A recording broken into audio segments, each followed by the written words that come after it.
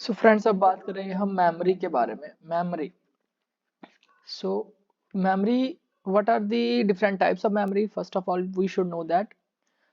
सो memory होती है, एक शॉर्ट टर्म मेमोरी होती है, शॉर्ट टर्म मेमोरी, एक होती है रीसेंट मेमोरी, और एक होती है पास्ट मेमोरी।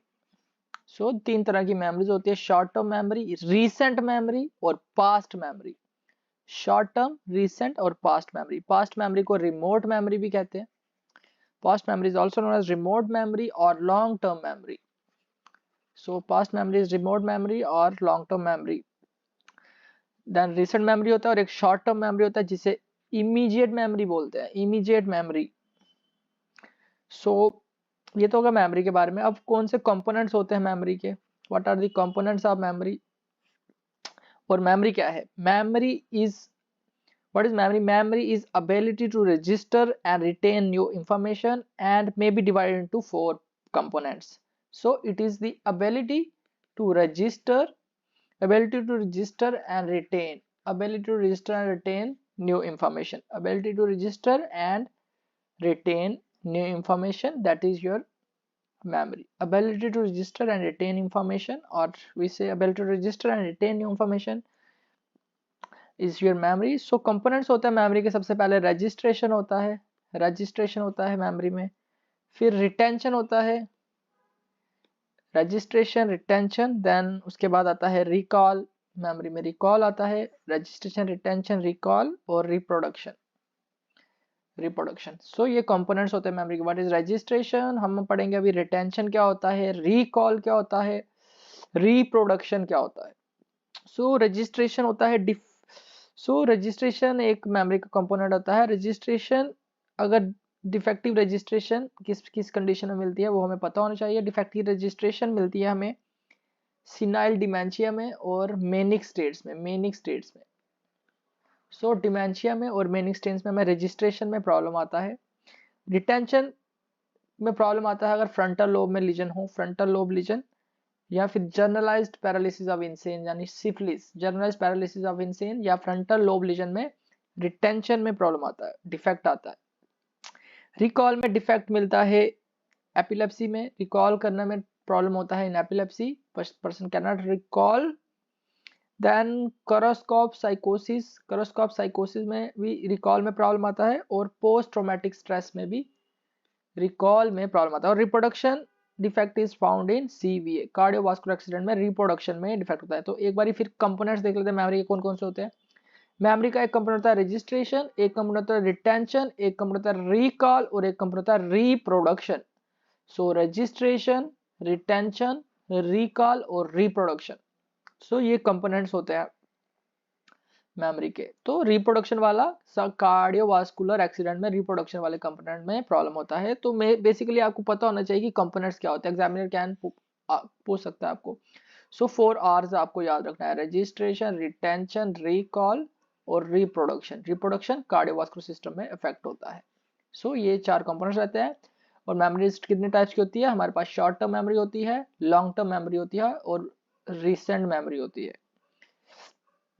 जो लॉन्ग टर्म मेमोरी होती है उसे हम पास्ट मेमोरी कहते हैं, रिमोट मेमोरी कहते हैं। सो ये थे कुछ कंपोनेंट्स मेमोरी के। अब इन मेमोरीज को टेस्ट कैसे करना है? शॉर्ट टर्म मेमोरी को कैसे टेस्ट करोगे? How to test short term memory, and how to test recent memory, and how to test remote और पास्ट मेमोरी को कैसे टेस्ट करना है। The examiner can ask you like this. Then सब में ही 3 कंपोनेंट्स रहते हैं। शॉर्ट टर्म मेमोरी को 3 कंपोनेंट से टेस्ट कर सकते हैं, वैसे ही रीसेंट मेमोरी को भी 3 कंपोनेंट से टेस्ट कर सकते हैं, और रिमोट मेमोरी को भी 3 कंपोनेंट से टेस्ट कर सकते हैं। तो शॉर्ट टर्म मेमोरी जो होता है वो 30 सेकंड्स तक लॉस्ट करता है, it lost for 30 seconds only.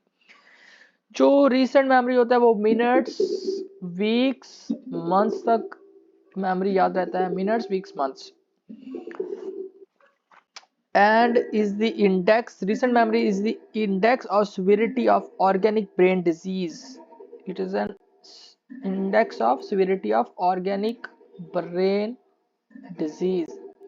तो रिमोट मेमोरी जो होता है, रिमोट मेमोरी जो होता है वो years तक रहता है। the past memory which occurs year back, it is the past memory which occurs year back and is relatively resistant to the effects of neurological resistance.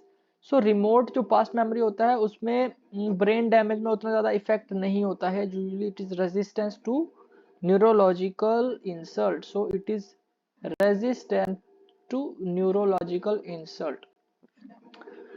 So it indicates the severity of organic brain disease recent memory. और से short term memory it lasts up to 30 seconds. अब इसको test कैसे करना है short term memory को? Short term memory, when the patient can, we will ask the patient can repeat the 7 digits forward. तो हमने से कहना कि 7 digits forward जा सकता है और 5 digits backward. This is the method. This is called as digit span test. Digit span test. So 7 number forward and 5 number backward. We will ask the patient to go to test his short term memory. 7 numbers forward and 5 numbers backward. This is the first method of testing the short term memory. Then we will ask the patient to spell India backward, to spell the word backward. Like if he has to spell India, he will say AIDNI. So spell backward is another way of testing. Spell backward. This is the good test for working memory. We have to ask to spell this word backward. This is also a method for testing the short term memory. So two methods I discussed: 7 forward, 5 backward, and India spell backward. This is another method. Then another method, we will give the telephone number to the patient. Telephone number we will give, and we will ask it to repeat the number after 30 seconds. We will ask after 30 seconds to tell the number. So he will tell if his short-term memory is good. So this is the three methods of testing the short-term memory. So short-term memory lasts for 30 seconds, and there are three methods: 7 number forward, 5 number backward, that is digit span test. Another is spell backwards, India, he has to spell it backward, and we give it the telephone number and we ask to spell. After 30 seconds he will tell the number. So recent memory lasts for weeks, minutes or months and is the index of severity of the organic brain disease, and it's tested by these following methods.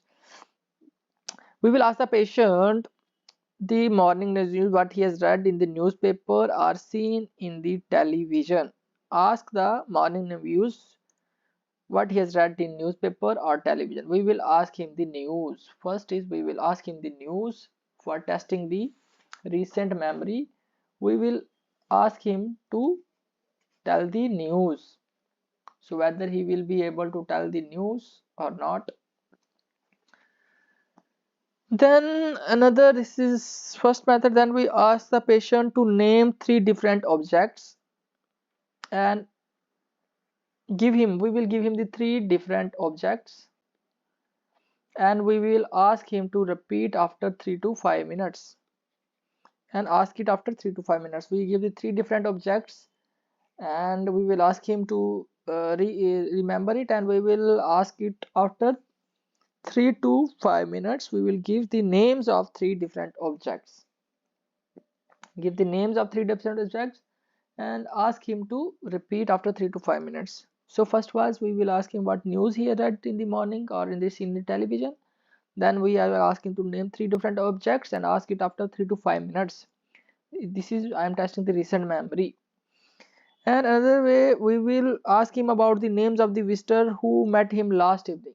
So ask him to name the person or the visitor he met in the last evening. We ask him the name. Here we also ask the name of different objects after 3 to 5 minutes. Here we have the name of the visitor which visited him in last evening.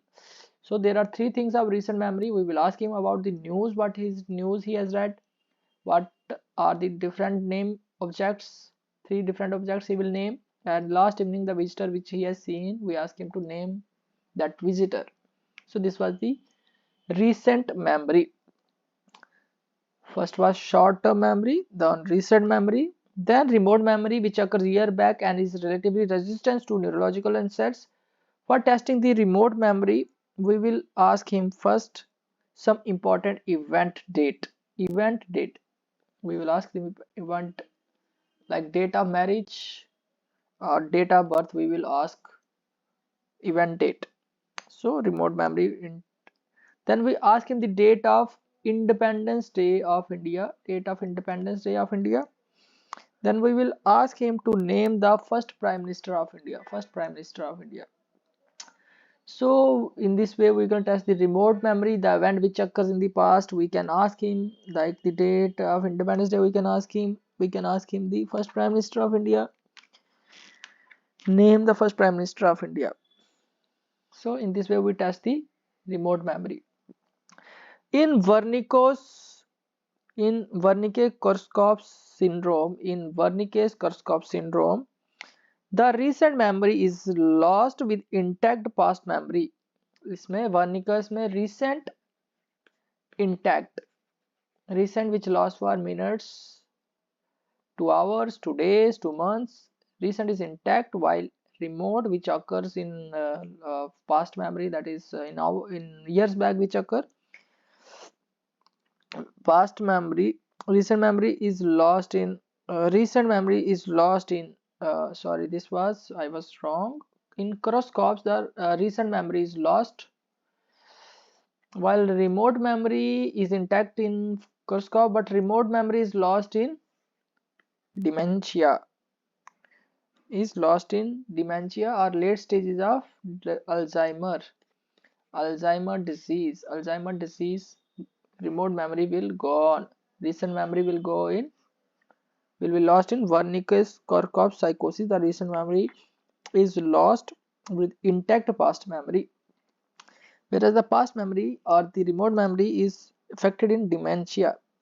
Immediate recall is called as the working memory or the short-term memory by some neurologists. Now, what is dementia? The another question is a gradual progressive brain disease. There is deterioration of intellectual and cognitive function. So what is dementia? So dementia means the loss of reasoning, or more particularly a deterioration of intellectual and cognitive function. There is gradual decline in intellectual and cognitive function without clouding of consciousness. Without clouding of consciousness or disturbance of perception, and is due to chronic progressive degenerative disease of the brain. In dementia, the patient is awake and alert but not aware. So dementia patient is awake and alert but not aware.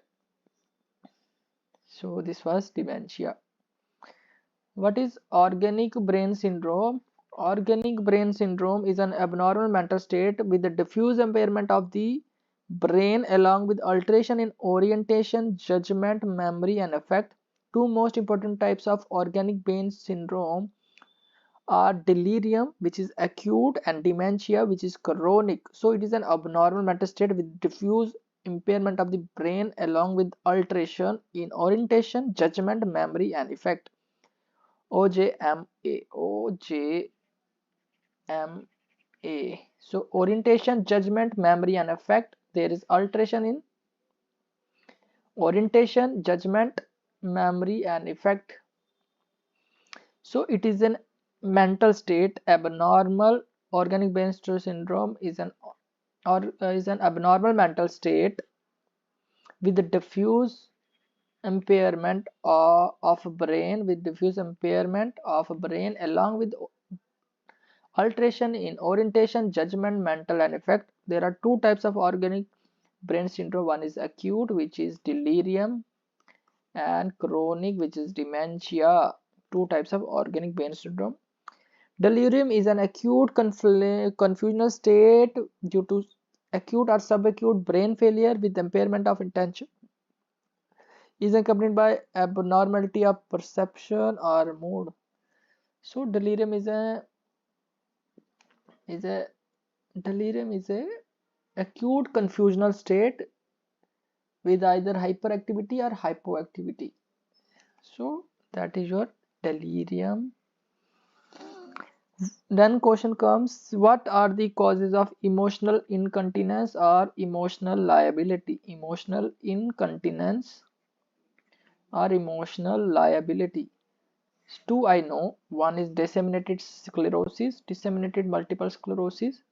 Another cause of emotional liability is pseudo-bulbar palsy. Then another cause, multi-infarct, multi-infarct dementia, which is also called as the cerebral atherosclerosis. No, cerebral atherosclerosis is slightly different. Cerebral atherosclerosis.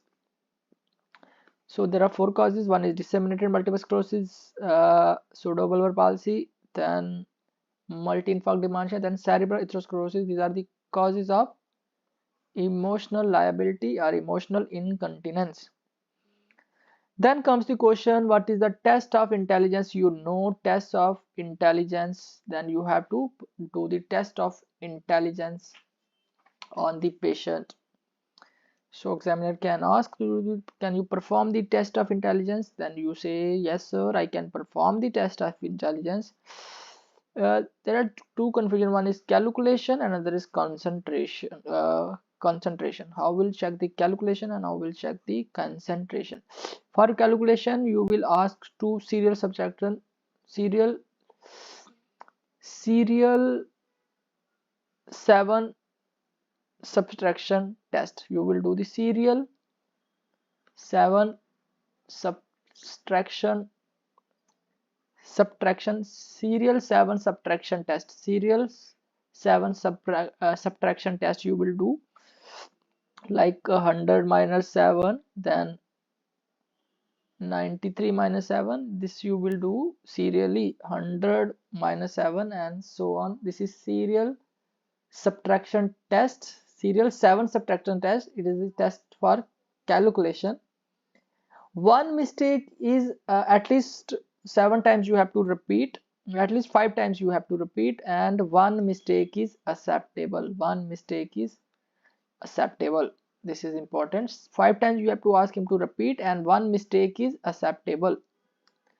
So 7 subtraction test, 5 times repeat, one mistake is acceptable. This was calculation. Then concentration. For concentration, ask the patient to count backwards from 20 to 1. We will ask him to count backwards from 20 to 1 for checking the concentration of the patient. So calculation by serial 7 subtraction test, and concentration we have to ask him to number backwards from 20 onwards. Then for abstract thinking, we will ask the patient to say a proverb. Did he know the meaning of proverb? Ask the patient, we will ask him the meaning. Basically we will ask the meaning of the proverb. Meaning of proverb, like all that glitter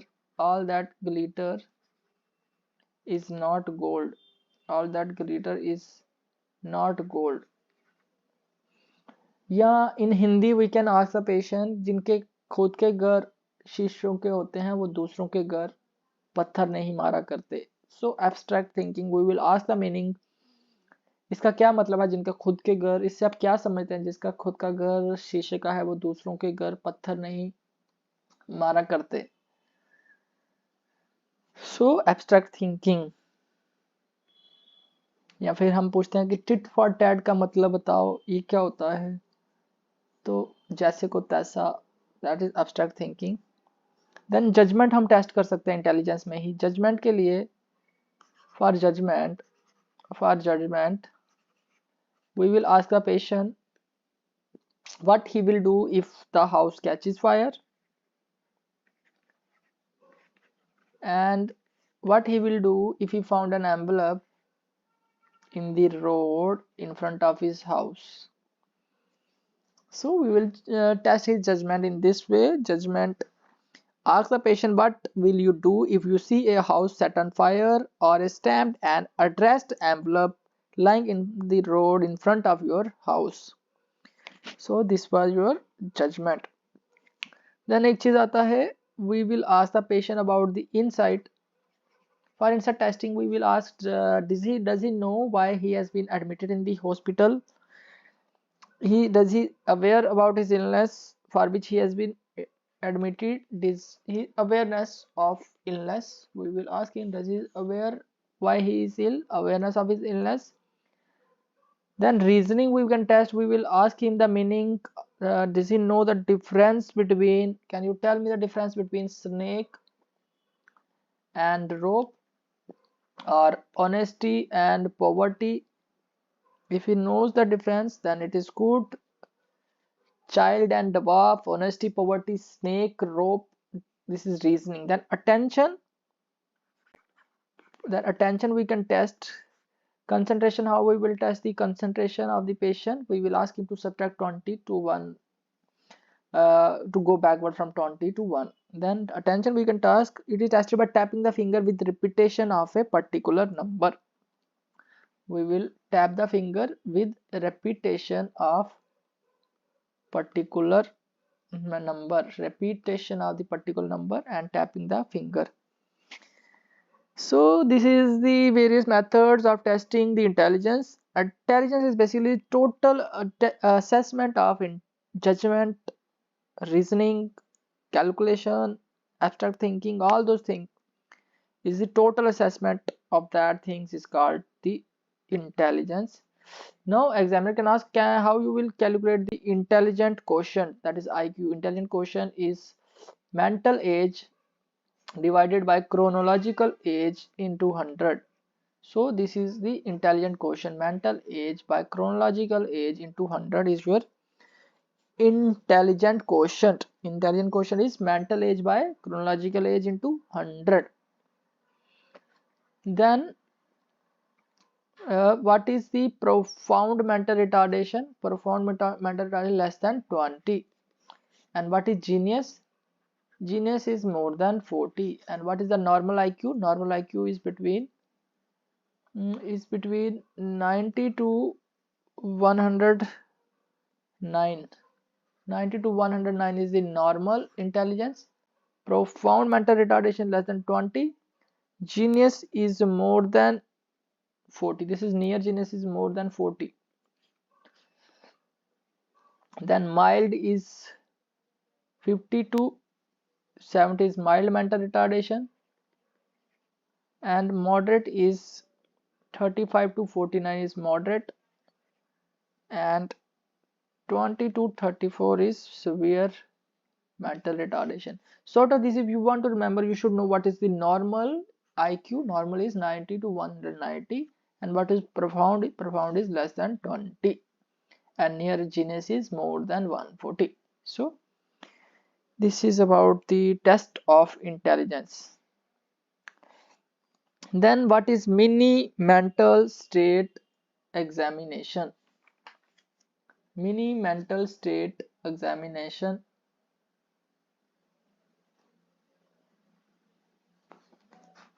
Mini mental state examination. So what is this mini mental state examination? Then you will say this is simple bedside test. Simple bedside test to assess the derangement of the higher functions, mental or intellectual function, as performed by mental status questionnaire. So mini mental status examination is a simple bedside test. It is a simple bedside test to assess the higher function, to assess the cognitive function. Simple bedside test to assess the cognitive function is your mini mental status examination. It is a simple bedside test to assess the cognitive functions, and is performed by, how it is performed? It is performed by mental status questionnaire. Mental status questionnaire is there. So it is a simple bedside test in which we check the cognitive function, in which we assess the cognitive function or the higher function, in which we assess the higher mini mental status examination. It is a simple bedside test to assess the cognitive function and is performed by mental status questionnaire. Mental status questionnaire by 10 simple questions. There are 10 simple questions. 10 simple questions through which we can assess the mini mental status examination.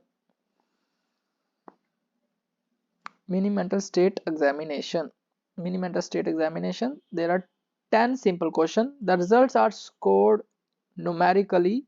The test takes 5 to 10 minutes and is scored out of 30. Score less than 21 are associated with cognitive impairment. The functions tested are, we should know what are the functions tested in mini mental state examination. So कितना score देते हैं mini mental में, 30 score होता है, और less than 21 is associated with the cognitive impairment. Cognitive impairment less than 30 is associated with cognitive impairment. Total score उसका होता है 30. 21 से नीचे cognitive impairment, और severe होता है लेस देन 10. फिर माइल्ड होता होगा, मॉडरेट होता होगा, माइल्ड मॉडरेट. सो 21 से नीचे I don't know what is the actual value, so we'll forget this. This is severe impairment, severe cognitive impairment less than 21, and less than 21 indicates that there is cognitive impairment. Normal score is 30. How many questions? 10 questions we ask. And what are being tested in the higher functions? The functions which are tested, there are 5 things which are tested. First is orientation, registration, attention and calculation, recall, and language. So these things, this you will say, you will assess. Dr. Vivek Sharma has mentioned less than 23 as your cognitive impairment, but Kundu is saying less than 21 as cognitive impairment, and uneducated is less than 90, uneducated is less than 19, and well educated is more than 23.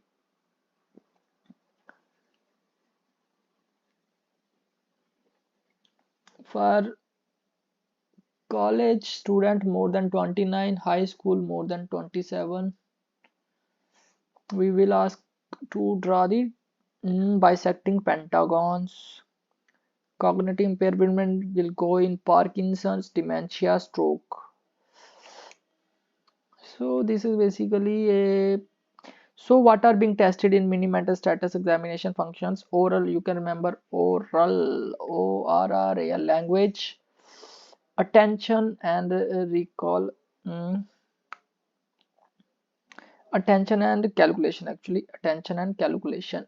This is language, this is attention and calculation tested, orientation tested, attention, not retention, it is basically registration tested, and recall tested. So I will repeat, this is important, you should know what are the functions are being tested in mini mental status examination. You know what are the higher function. So oral, attention and calculation, language, recall, registration. So these things are tested in mini mental state examination. So there are few confusions that what is the score. Less than 23 is impairment, well educated is more than 23, uneducated less than 19. For higher score more than 27, for college more than 20. I don't know what is it, but it is mentioned somewhere. Causes of cognitive decline: Parkinson disease, dementia, stroke. There is cognitive decline, Parkinson, dementia, stroke. So what was what was a mini mental state examination? Mini mental state examination is basically a simple bedside test to assess the cognitive function. So we will check his attention. We will ask him to tap his finger and repeat the number to check his attention. And recall, you know, the recall is the short-term memory. You know how to test the short-term memory by asking him to subtract 7, subtract 5, 7 forward, 5 backward. Recall, we are testing the higher mental function. India backward, higher mental function. telephone number, ask him to repeat. This is also higher mental function. Then how will you classify the level of consciousness? Level of consciousness. How will you classify the level of consciousness? So level of consciousness is tested by clinically. So you should be knowing what is consciousness, what is confusion, confused, what is drowsy, what is stupor, what is semi-coma, and what is coma. Semi-coma and coma.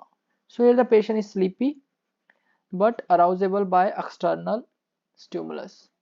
Here the patient fell asleep and arousable by painful stimulus.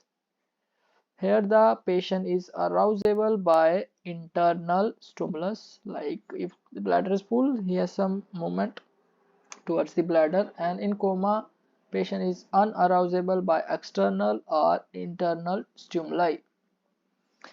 While consciousness is the awareness of self and environment, confusion is unaware of the self, and it denotes the incapacity of the patient to think with customary speed and clarity.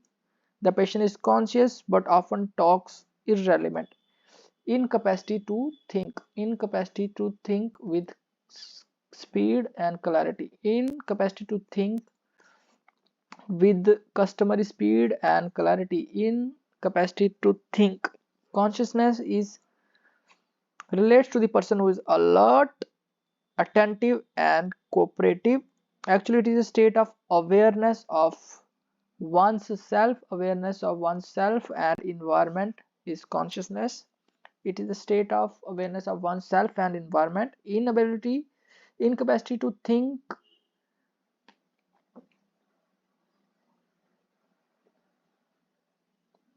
with clarity, with speed, with customary speed and clarity, that is your confusion. Drowsy, the patient is sleepy but can be aroused by external stimulus. The patient appears to be asleep but can be aroused by painful stimulus like pinching or supraorbital pressure in stupor. Semi-coma, when the patient responds only to internal stimulus, the patient may shake his body with the fullness of urinary bladder but not to the external painful stimulus. No response by internal or external stimulus is coma, and the patient is deeply unconscious.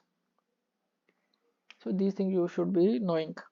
So the degree of coma or the level of consciousness, that is in head injury, the degree of coma or the level of consciousness, degree of coma or level of consciousness is assessed nowadays by Glasgow Coma Scale. How you will assess the consciousness? By Glasgow Coma Scale. Glasgow Coma Scale can never be a substitute for thorough neurological examination. Circle the best scores from eye opening, motor response, and verbal response, and then we compute the total. So GCS includes the eye response, verbal response, and motor response. So GCS fully conscious is 15, and while deeply comatose is 3. Deeply comatose is 3 and fully conscious is 15. Score of more than 11 has 5 to 10% likelihood of death, while score of 3 or 4 have 85% chance of death. Here only 5 to 10%, here 85% patient will die if score is 3 to 4. Ocular movements and pupillary reflexes are not the part of assessment. GCS is helpful for nurses and paramedic staffs too. We have to read the section of brain death from standard textbooks of medicine. Now come another important question about the released reflexes in dementia. What does it mean? What does release? Why the reflexes are released in dementia? What happens in dementia or whenever there is a cortex, so this is our brain, and he has the control over the body. He has the control over the body. it, it completes the reflexes which are there in the childhood inhibited. So reflexes are normally inhibited by the cortex. In the infancy, what happens, we have some, we gain some reflexes which are important, and as the late infancy goes on, these reflexes being inhibited, they are lost. They are lost, or there is a cortex developed and it completes the shutdown these reflexes and they usually disappear. But whenever there is a brain damage, this control over these reflexes is lost and these reflexes start appearing because of the damage to the brain. So we'll see now. In infancy, the development assessment is very often done by the presence, the so-called primitive reflexes or absence of these reflexes. We can assess the development assessment of infancy. In late infancy, these reflexes disappear as cortical control develops. In few pathological conditions in the adult, these reflexes are released from the control of the higher center and thus may be elicited. The examples are where these reflexes are released. We have the dementia, then Parkinson's, organic confusional state. First is dementia, then organic confusional state, and third is contralateral frontal lobe lesion. Contralateral frontal lobe lesion. Contralateral frontal lobe lesion. In these cases, the reflexes are released. In dementia, reflexes are released. In contralateral frontal lobe lesion, reflexes are released. dementia में reflexes released होते हैं. कंट्रालेटर frontal lobe legion में reflexes release होते हैं and organic कंफ्यूजनल state में reflexes release हो जाते हैं. सो रिफ्लेक्सेस आने शुरू हो जाते हैं. So basically we should know the reflexes thoroughly. The important are first is glabellar tap. Glabellar tap ये पार्किंसन और सिनाइल डिमेंशिया में इसका देखने को मिलता है. Parkinson disease and senile glabellar tap. Glabellar tap, normally as we stand behind and we tap the gabilla of the patient, we will tap it and there are 3 to 4 blinks. After that the blinking disappear, but with each tap if blinking continues, that is your gabilla tap reflex. Blinking continues. So this was gabilla tap reflex. Normally after repeating tapping of the gabilla by standing behind the patient, these are 3 to 4 blinks before the response is inhibited, but in Parkinson's and silent dementia, the response goes uninhibited. Blink follows after each tap. This is what I said in my own language, as a gabler tap reflex. Then another is your grasp reflex. What happen in grasp reflex? Grasp reflex, we will stimulate the radial side of the hand, radial side between the thumb and the index finger. We will give the stimulus which move more distally from in between the thumb and the index finger. We give the radial side, we give the stimulus which moves distally, and the response is grasp of the object. The response is we will start grasping the object and there is an ability to relax the hand voluntarily, unable to relax the hand voluntarily. So what happens in grasp reflex? Grasp reflex we see in contralateral frontal lobe lesion. There will be contralateral frontal lobe lesion. What we will do in the hand, we will give the stimulus in between the thumb and the index finger. What happens? The stimulus, the hand tries to grasp that object and unable to relax voluntarily. That is your grasp reflex in contralateral frontal lobe lesion. Now I will repeat in English. Stroke the palmar surfaces of the patient's hand on its radial aspect. that is the region between the thumb and the index finger. By distal moving stimulus, the patient immediately grasps the objects and is unable to relax his grasps voluntarily. It is classically seen in contralateral frontal lobe lesion. So this was the grasp reflex. Then we have done two reflexes and palmomental reflex. So it is doing with palm and mental and chin. What we do, we will stroke, basically scratch the thinner eminence. We will do this, scratch the thinner eminence. Scratch the thinner eminence. Response is puckering of the skin. There is puckering of the chin, which occurs due to the contraction of the mentalis muscle. So in palmomental reflex, we scratch the thinner eminence of the palm. The response is puckering of the chin, and there is contraction of the mentalis muscle. So scratch the thinner eminence, puckering of the chin will be there, and there will be mentalis muscle contraction. And palmomental reflex indicates contralateral frontal lobe lesion, just like grasp reflex. It is also contralateral frontal lobe lesion, also seen in pyramidal lesion, pyramidal tract lesion, pyramidal tract lesion, and diffuse cerebral disease, and sometimes in elderly it is normally seen, diffuse cerebral disease and elderly. So this was the palmomental reflex. So three important reflexes we have discussed so far. Then comes the avoiding reflex. What is avoiding? It means as we stroke the hand will move away. This is avoiding reflex. Similarly, if we stroke the hand, and hand will try to grasp the object, that is your forced grouping reflex. So I will repeat again. It will move towards the stimulus. As we stroke the hand will move towards the stimulus. As we stroke the hand will move away from the stimulus. That is avoiding reflex. What happens in avoiding reflex? It is a tendency of the patient's hand to move away from the palmar stroking when an object is touched on the, basically in avoiding reflex you have to stroke the ulnar side. In avoiding reflex. And in forced grouping reflex, you have to stroke the radial aspect of the arm.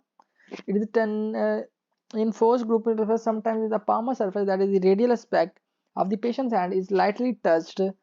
Patient's eyes are closed, the fingers close upon the object, and the hand and arm moves towards the stimulus. So if it moves away from the stimulus, that is your avoiding reflex. It moves towards the stimulus, that is your forced grouping reflex. So these are two reflexes which are important. Then we have the sucking reflex, rooting reflex, snout reflex. What is sucking reflex? There is movement of the lips, tongue, and jaw, which are concerned with chewing, which are concerned in sucking. So there is movement of the lips, tongue, and jaw. There is movement of the lips, tongue, and jaw. There is movement of the lips, tongue, and jaw. Basically what happens, there is movement of the lips, tongue, and jaw in sucking reflex. What we will do, we will touch the corner of the mouth. In sucking reflex, contact of an object with the lips or the corner of the mouth. Basically contact of the object with the lips or corner of the mouth. Contact of the object with lip or corner of the mouth. There will be reflex movement of the lip, tongue, and jaw.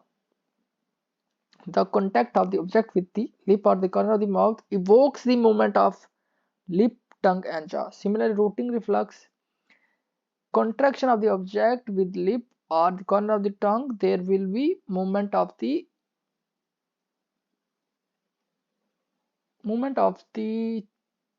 lips towards the stimulus.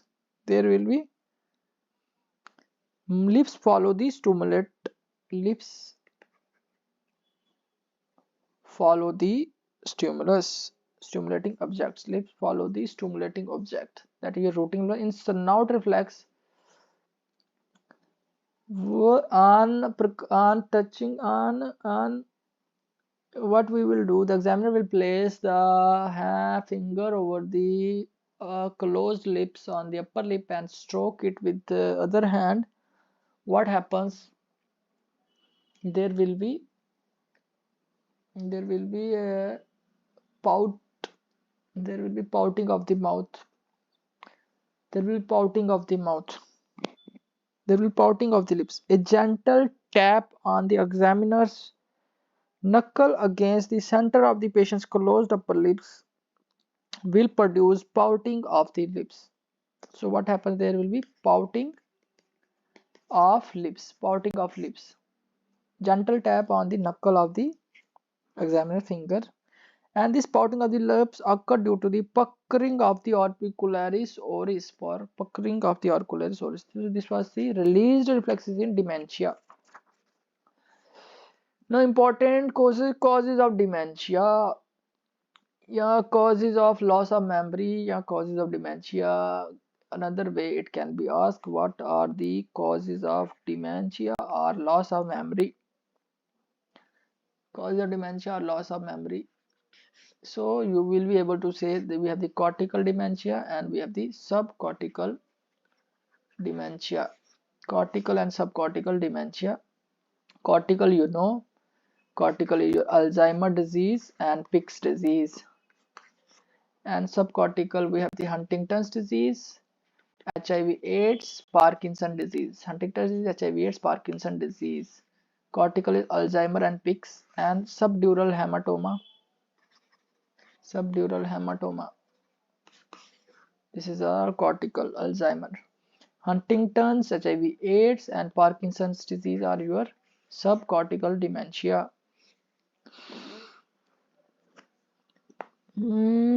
Other causes you can remember: multi-infarct dementia, alcoholism, subdural hematoma chronic, vitamin B12 deficiency, hypothyroidism, Wilson's disease, Wernicke-Korsakoff syndrome, Normoplaster hydrocephalus, Huntington's chorea, AIDS, renal failure, hepatic failure, Parkinson's disease, dialysis dementia. So these are all the causes of dementia.